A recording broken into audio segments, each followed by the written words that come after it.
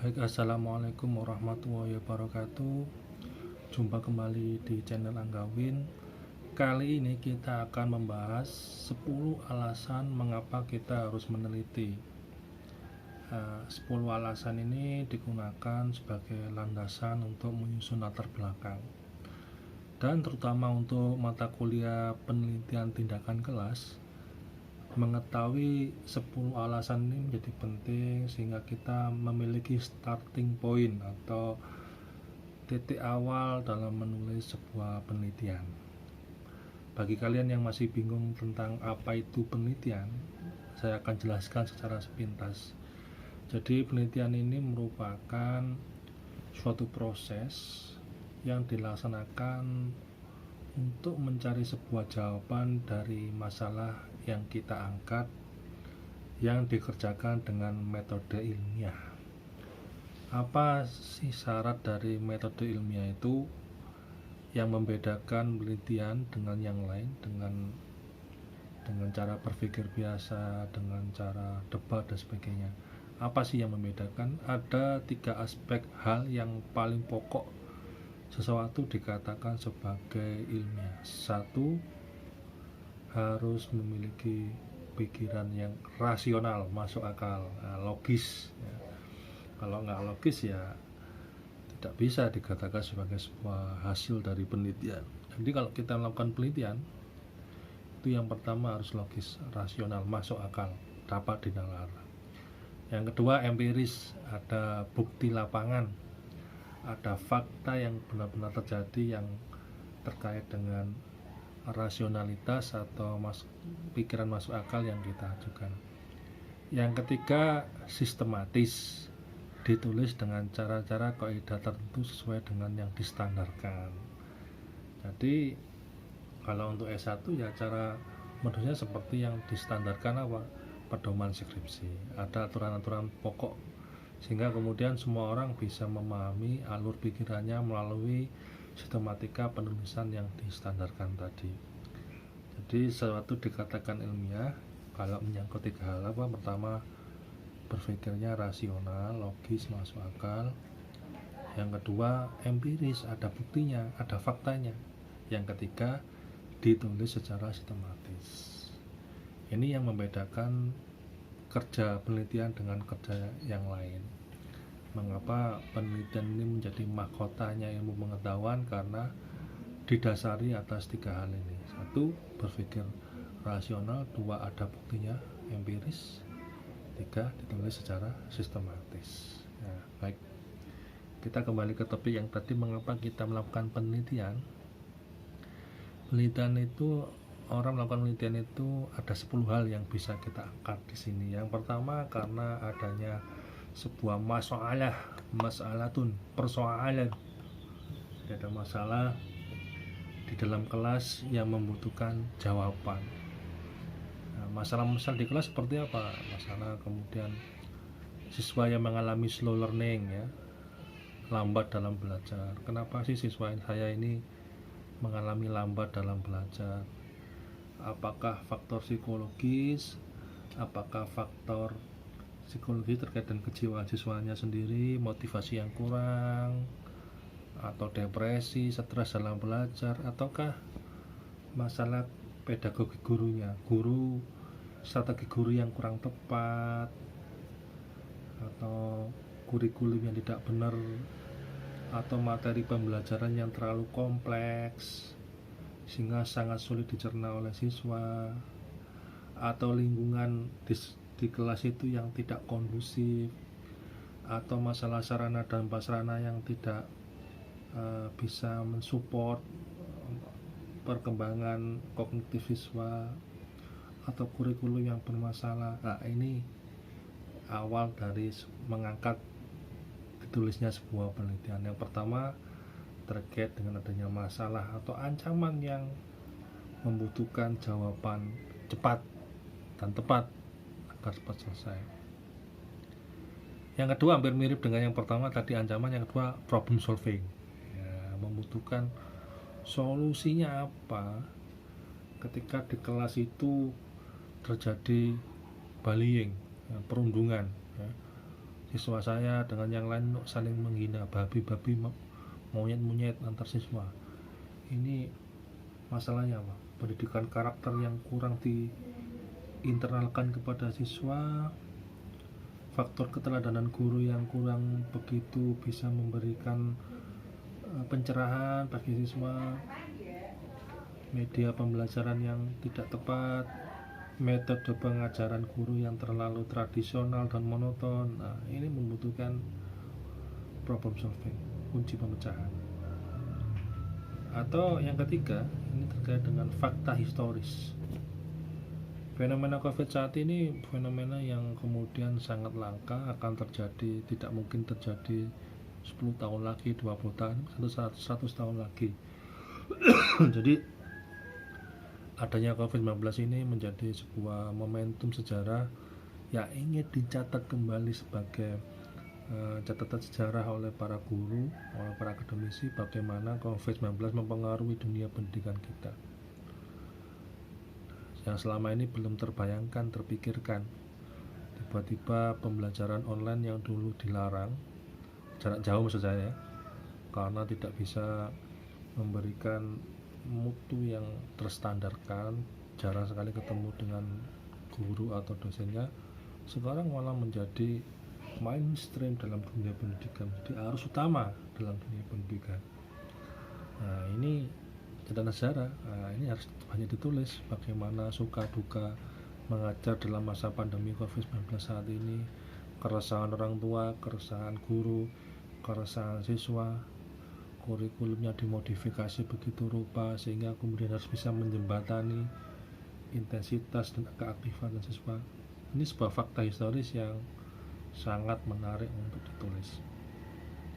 Yang keberapa ini? Keempat ya. Keempat bersifat aktual. Aktual ini fenomena baru yang kontemporer. Ya. Kita tahu bahwa saat ini penggunaan media sosial sebagai media pembelajaran juga semakin aktif digencarkan oleh pemerintah ya, melalui platform-platform pendidikan ya. Ada Ruang Guru, ada Edmuku, dan sebangsanya, yang kemudian ini sebuah tren baru dalam penelitian pendidikan. Nah, bagaimana kita mengaplikasikan, apakah mampu platform pendidikan yang kemudian berbasis media sosial, media online tadi itu bisa menggantikan peran guru. Ini kan aktual ya. Jadi dengan semakin masifnya penggunaan platform pendidikan jarak jauh, pembelajaran jarak jauh, apakah mampu menggantikan peran guru? Nah, ini fenomena aktual yang perlu dicarikan jawabannya.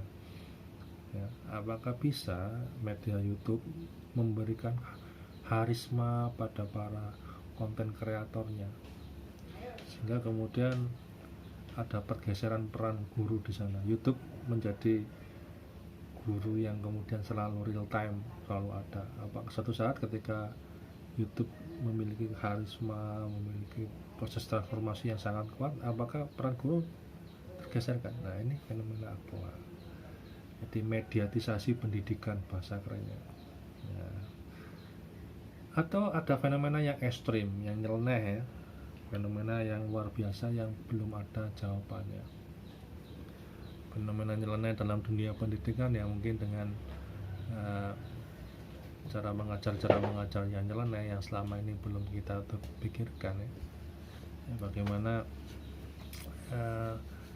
karena nggak ada sinyal, kemudian guru-guru ini di tengah situasi pandemi ini melakukan berbagai inovasi yang nyeleneh, misalnya membuat media pembelajaran yang dari kelas sederhana dimodifikasi, atau ada semacam fenomena nyeleneh ini kriminalisasi guru. Ada seorang guru yang kemudian dipukuli siswa, dilabrak orang tuanya karena tidak bisa mengajar. Ini kan nyeleneh. Kalau dulu guru sangat dihormati, sangat dihargai, dan orang tua itu manut sama guru. Kalau gurunya mana, berarti yang pasti salah adalah anaknya ya. Makanya kemudian anaknya ketika sudah diseneni atau dimarahi gurunya, orang tuanya nambahi ya.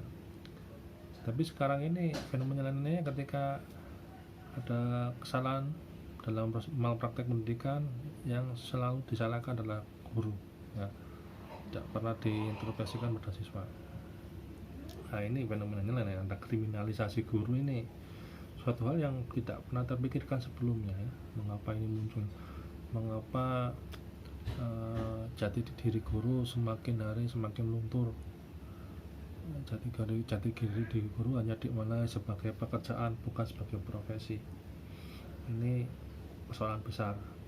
Bagaimana orang memandang profesi keguruan saat ini hanya sekedar pekerjaan, bukan lagi amanah yang ya. Habis ini ya. Yang kelima kenyimpangan. Yang keenam continuous debate.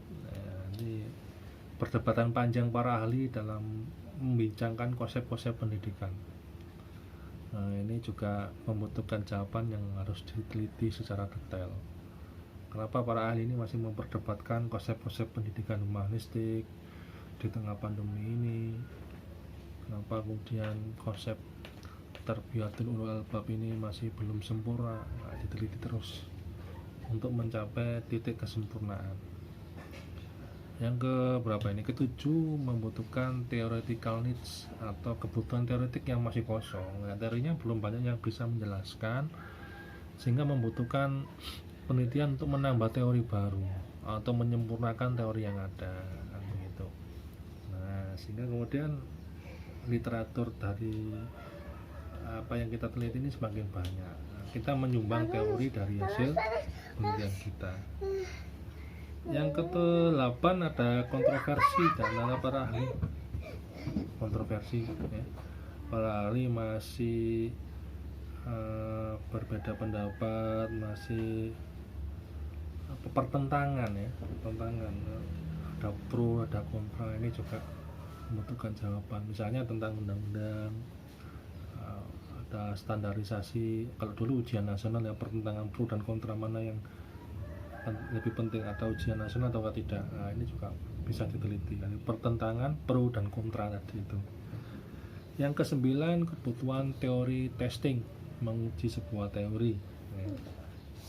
Menguji teori, apakah teori yang dilahirkan pada tahun 2000-an ini masih layak kita gunakan sebagai kerangka atau fundamental kita dalam menganalisis masalah.